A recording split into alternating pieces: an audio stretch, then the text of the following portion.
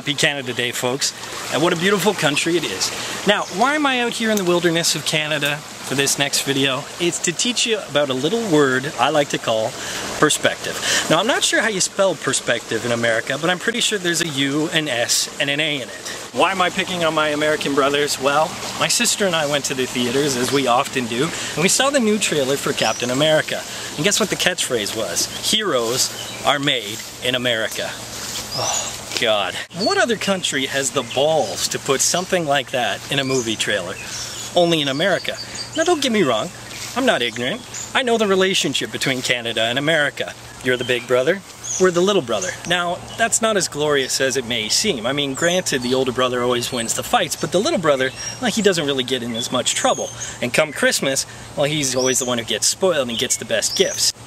Mom and Dad, free healthcare? You shouldn't have. I don't hate Americans, far from it. Some of my best friends are Americans. Actually, one of my best friends is studying for his PhD in Illinois. His future wife, she's American, and she's a lovely human being. If it weren't for Americans, we wouldn't have, well, Coca-Cola, we wouldn't have Hollywood, which I love, and we wouldn't have a place to ship Celine Dion. But let me just remind you of something. In real life, of course, there are other heroes other than Americans. All over the world, in fact. But in the cinema world, number one, Wolverine, that character is from Canada. Number two, your newest Green Lantern, yeah, that guy's Canadian.